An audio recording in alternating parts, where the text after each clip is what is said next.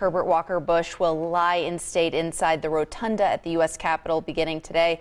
The 41st president of the United States died Friday night at the age of 94. We know that he will be buried in Texas along with his wife Barbara, who just passed away in April, and their 3-year-old daughter Robin, who obviously died as a young child. CBS's Nicole Kidman is live on Capitol Hill with more on how the former president will be remembered in the coming days. This will be former President George H.W. Bush's last time here in Washington. His casket is due to arrive at the Capitol this afternoon. It will be accompanied by members of his family, including his son, former President George W. Bush.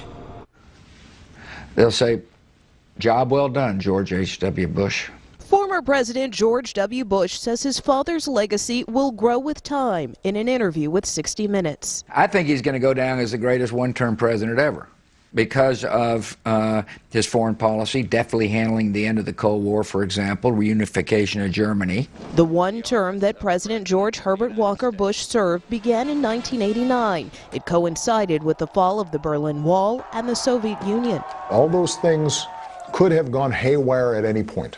And the restraint, the caution, the lack of spiking the football that they showed was, I think, an enormous achievement. President Bush will be flown here to the Capitol Rotunda, where he'll lie in state until Wednesday. His body will then be taken back to Texas, when he'll be buried next to his wife Barbara and daughter Robin.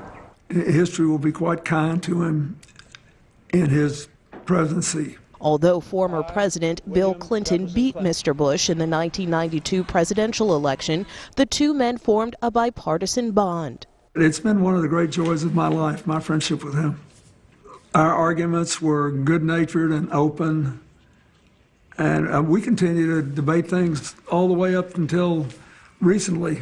President Trump declared Wednesday, December 5th, as a national day of mourning.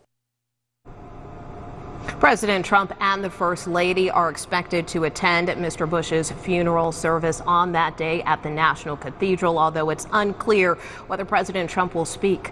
Live on Capitol Hill, Nicole Killian, now back to you.